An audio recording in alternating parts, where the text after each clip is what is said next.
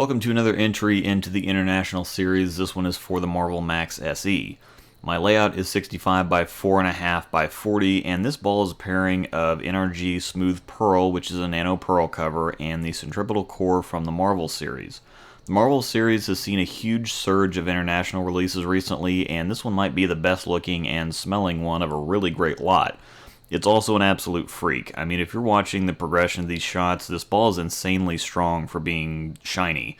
At first, I'm laying it down about 25 and not really revving it much at all, just trying to stay easy and soft at the bottom, but as soon as it hits the lane, it wants to go. Eventually, I end up past 30 playing a fallback or a fade through the middle as the ball continues to pull up at the same distance no matter how much deeper I keep going. It doesn't feel like a storm ball in the sense of how heavy it rolls. I thought that the Sonic rolled heavy, but this feels and kind of looks a lot like a Lane 1 Tsunami going way back, or more recently, but still not that recently, a Jigsaw Trap. It's got that waxy finish that makes it feel and look more like a polished solid than a polished pearl, but I'd have to say it's the heaviest rolling and chuggiest storm ball that I've ever thrown. It hits the lane, digging and churning and slowing down.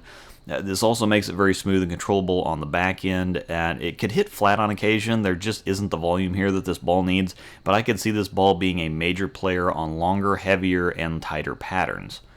As we enter the Marvel Pearl here, there are similarities, but they're super hard to see. I think the covers are so drastically different that it obscures the similarities, which are major mid-lane and back-end transition control.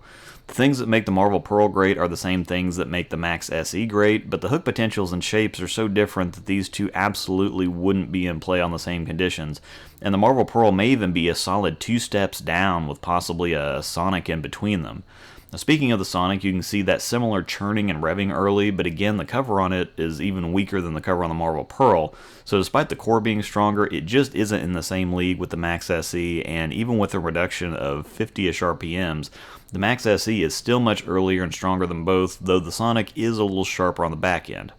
I have dreams of this cover on the Centripetal HD core from the Sonic to create a similar look on a ball released domestically, and while the quality of a ball will always come down to matching it up with the right conditions, this ball is just so cool that it might be worth your while to seek one out. There's definitely nothing else that Storm or Roto are producing right now that acts like the Marvel Maxx SE.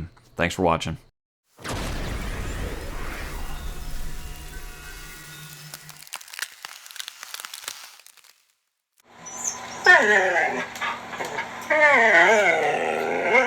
For extra premium content, early access, behind-the-scenes looks, private Q&As, blogs, and more, join a passionate new type of bowling community at www.patreon.com/Luke Rosdahl.